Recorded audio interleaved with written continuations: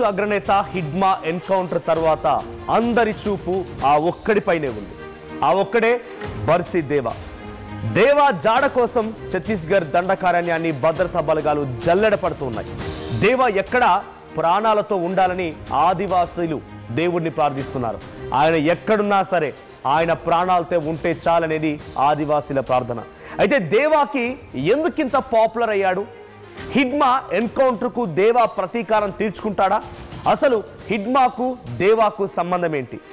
ఎక్కడా ఎప్పుడున్నటువంటి ఒక ప్రత్యేక కథనం ఆర్టీవీ మీకు చూపిస్తోంది. అయితే ఛత్తీస్గఢ్లోని సుక్మా జిల్లా జేగురుగుండ మండలం పువర్తిలో బర్సీ దేవా పుట్టాడు.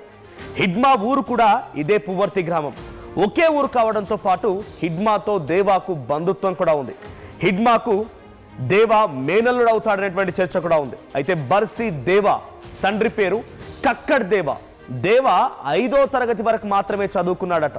కానీ మావోయిస్టు విప్లవ ఉద్యమంలో ఆయన PhD చేశాడు. దేవా ఆదివాసీ తెగకు చెందినవాడు. ప్రస్తుతం దేవా వయస్సు 48 ఏళ్ళు. దేవా ఎత్తు 5.7 అడుగులు. ఇక హిందీ, కోయా, తెలుగు, గోండు భాషల్లో అనర్గళంగా మాట్లాడగలిగేటువంటి సామర్థ్యం ఉన్న వ్యక్తి ఈ దేవా. అయితే దేవా దగ్గర 24 గంటలు ఓ AK-47 ఆటోమేటిక్ రైఫిల్స్ కూడా ఉంటాయట. దేవాను సమీపించడం ఎవరికైనా సరే అది అసాధ్యమే అనేటువంటి ఒక వాదన కూడా వినిపిస్తోంది. హిడ్మాలాగే ఇతనికి కూడా 3 అంచెల రక్షణ వ్యవస్థ ఉందట. ఈ విషయాన్ని మావోయిస్టులే పలుమార్లు కొన్ని సందర్భాల్లో ఇంటర్వ్యూల్లో అక్కడిక్కడ చెప్పుకొచ్చిన పరిస్థితి. అయితే దేవా చిన్నప్పటి నుంచే మావోల శిబిరాలకి భోజనం తీసుకెళ్తూ ఉండేవాడు.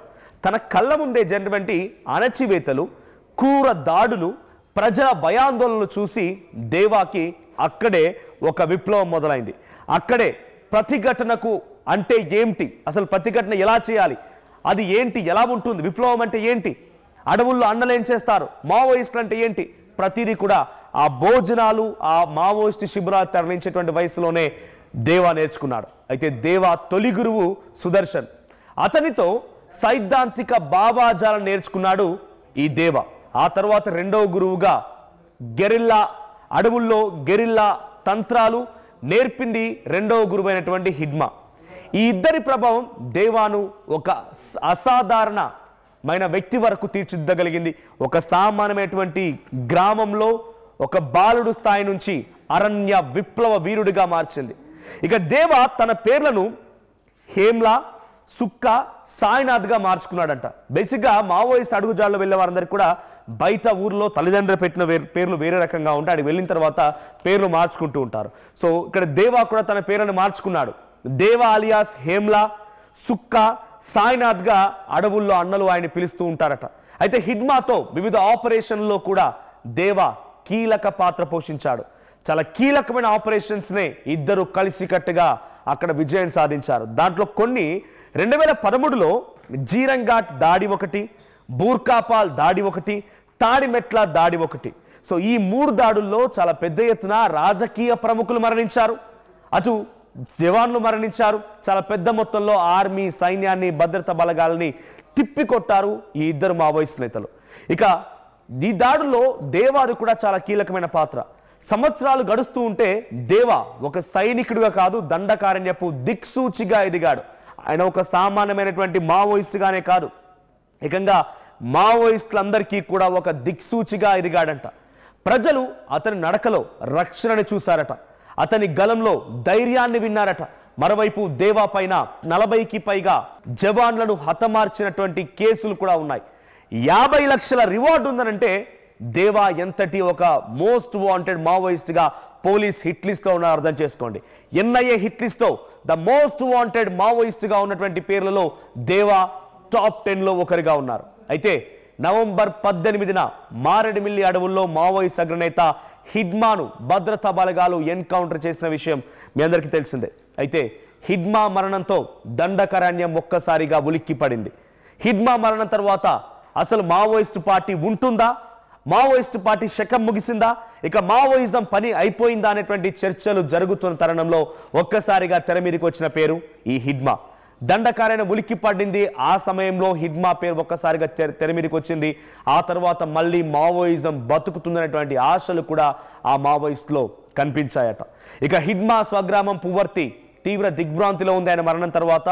పెద్ద ఎత్తున అక్కడ మొత్తం కూడా కన్నీటి పర్యంతమైపోయి వారంతా అంత్యక్రియలో పాల్గొంటూ ఉండగా పోలీసులు కూడా భారీ బందోబస్తును ఏర్పాటు చేశారు. కారణం అక్కడికి దేవా కూడా రాబోతున్నాడంట. అయితే కొన్ని సోర్స్ ఇన్ఫర్మేషన్ ప్రకారంగా చాలా డీప్ అనాలిసిస్ చేసిన తర్వాత ఆ హిడ్మా మరణం తర్వాత జరిగిన అంత్యక్రియ కార్యక్రమాల్లో దేవా కూడా పాల్గొన్నాడట. మారు వేషంలో వచ్చి హిడ్మా అంత్యక్రియల్లో దేవా సైతం పాల్గొని ప్రత్యక్షమైపోయి అక్కడి నుంచి మళ్ళీ పరారైపోయినట్టుగా తెలుస్తోంది. ఆ తర్వాత అతను అక్కడి నుంచి మాయమైపోయాడట. హిడ్మా మరణం తర్వాత people's liberation guerrilla army platoon 1 కమాండర్గా దేవా బాధ్యతలు చేపట్టాడు. హిడ్మా ఖాళీ చేసినటువంటి ఆ స్థానాన్ని దేవా భారంగా కాకుండా బాధ్యతగా తీసుకున్నాడు. దాన్ని బృహత్తర కర్తవ్యంగా తీసుకొని ఇప్పుడు ముందుకు నడిపిస్తూ ఉన్నాడంట. ఇక దేవా ఆచూకీ కోసం ఛత్తీస్గఢ్, మహారాష్ట్ర, తెలంగాణ, ఆంధ్రప్రదేశ్లో ఇంకా పోలీసులు వెతుకుతూనే ఉన్నారు. కానీ దేవా ఆచూకీ కోసం దండకారణ్యం మొత్తం కూడా భద్రతా దళాలు జల్లెడ పడుతున్నా ఇప్పటి వరకు అతని ఆచూకీని మాత్రం కనుక్కోలేకపోతున్నారు.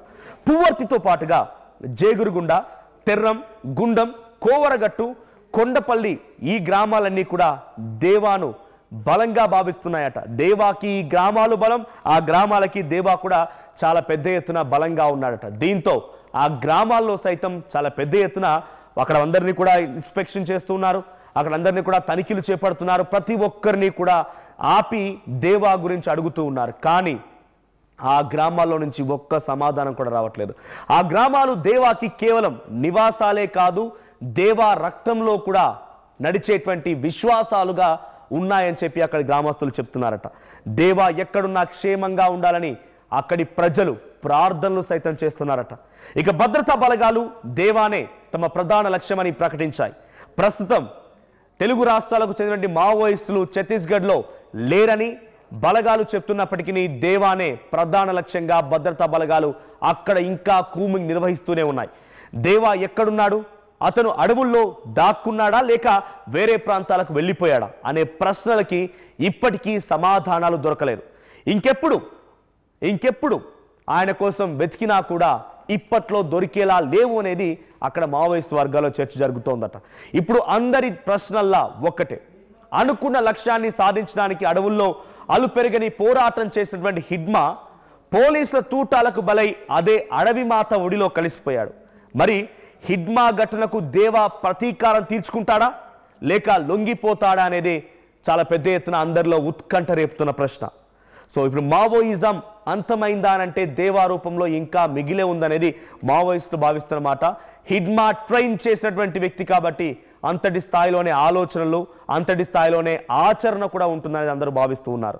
సో ఇప్పుడు నెక్స్ట్ ఏం జరుగుతోంది, ఎటువంటి వార్త రాబోతుందనే చాలా ఉత్కంఠ రేపుతున్న అంశం. సో ఛత్తీస్గఢ్, మహారాష్ట్ర, తెలంగాణ, ఆంధ్రప్రదేశ్ రాష్ట్రాల్లో ఇంకా పోలీస్ భద్రతా బలగాలు నిఘా పెడుతూనే ఉన్నాయి.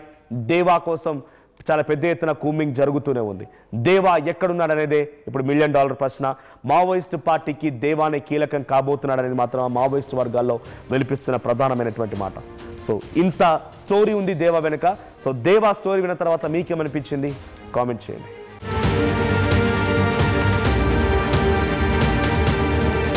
Local to global news at your fingertips. మీ చేతిలో ఒక ఆయుధం. Download Raw TV app.